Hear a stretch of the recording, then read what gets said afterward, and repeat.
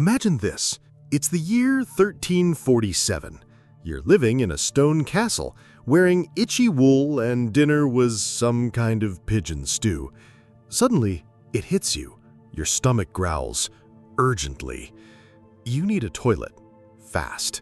But there's no bathroom, no plumbing, no lock on the door. Only fear.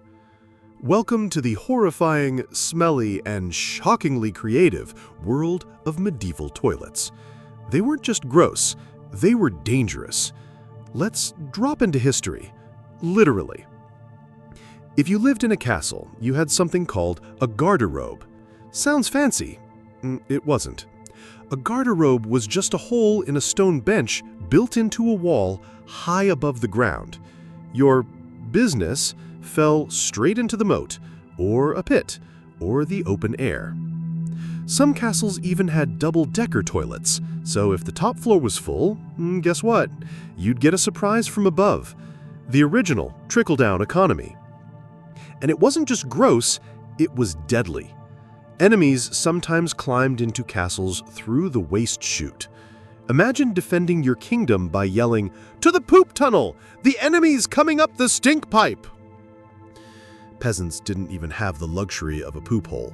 No outhouse, no privacy. They used chamber pots, little buckets kept under the bed. And when they were full, out the window, tossed into the street with a classic warning shout of "Gardiloo!"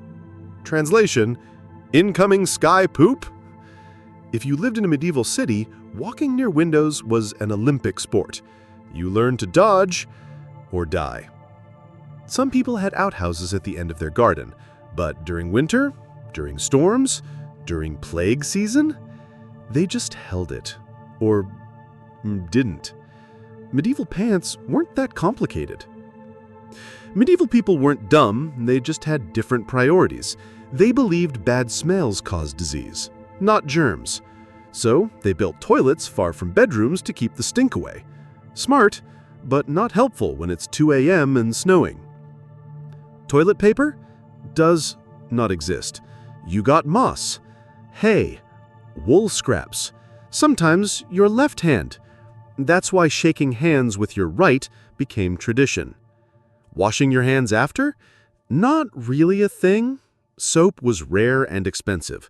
Some people thought washing too much made you weak. Royalty had more options, but not better ones. Enter the Groom of the Stool. This was an actual job in the royal court. Their job? Assist the king while he sat on the throne, the literal one.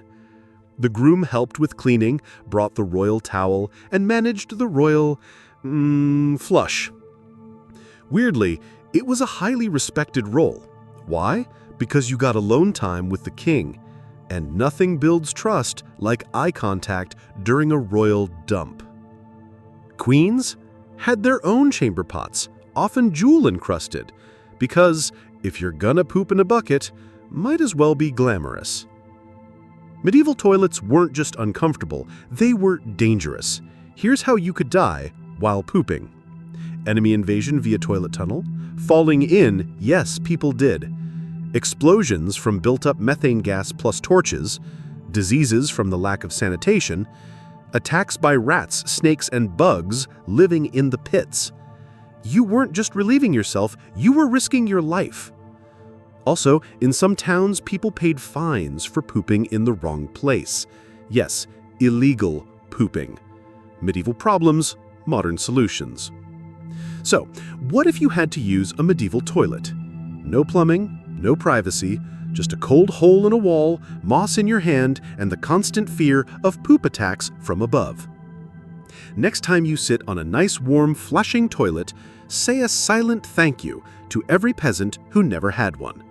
Hit like if you're glad you weren't born in the year 1348 during diarrhea season. And subscribe for more weird history.